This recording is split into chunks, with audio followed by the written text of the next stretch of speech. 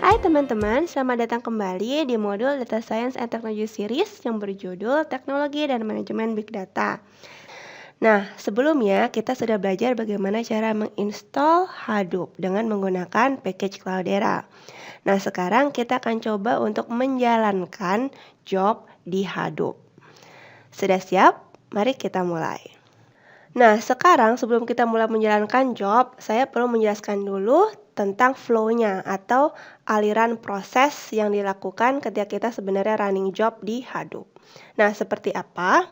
Pertama, teman-teman masih ingat kan ada konsep applications yang memberi job kepada Hadoop, kemudian ada master dan slave. Nah, di sini seorang big data developer membuat application.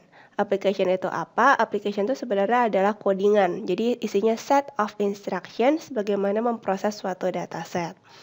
Nah, eksekusi dari application ini, jadi application-nya kan sifatnya program. Nah, ketika dieksekusi dia disebut sebagai job. Dan Hadoop memprosesnya secara paralel atau distributed. Nah, bagaimana caranya? Dengan menggunakan mekanisme master dan slave yang sebelumnya sudah dijelaskan. Nah, supaya lebih jelas coba lihat bahan berikut. Jadi, di sini ada user. User itu adalah kita.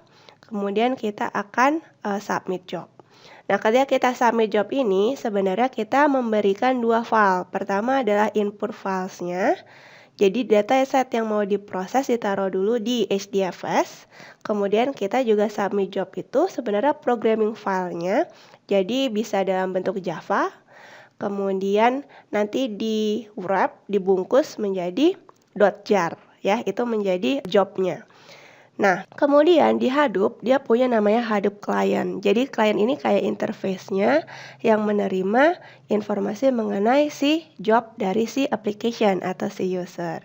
Nah, di situ dia nanti akan mencari semua informasi yang dibutuhkan sebelum bisa running.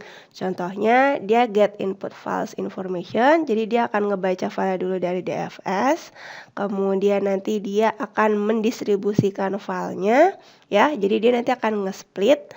Nanti akan saya jelaskan lebih lanjut di topik mengenai HDFS. Kemudian at the same time, pada waktu yang bersamaan dia juga akan mengupload job information ke si masternode. Nah, biasanya deskripsinya configuration file XML dan si job.jar itu sendiri.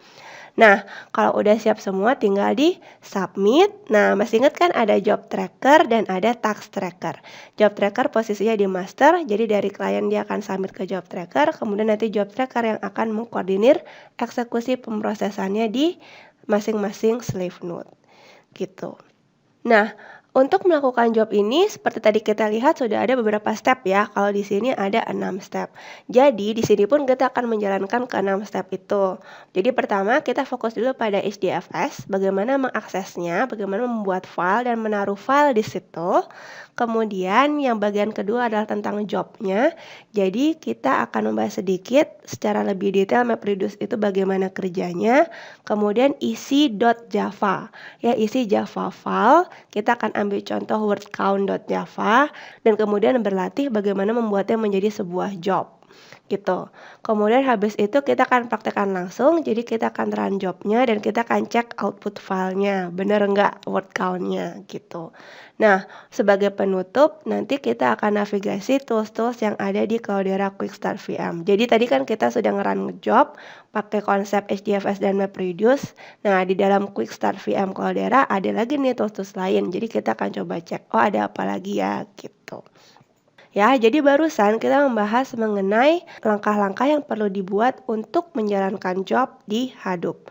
Berikutnya kita akan praktek ke step pertama, yaitu bagaimana membuat file dan kemudian menaruhnya di HDFS. Terima kasih dan sampai jumpa.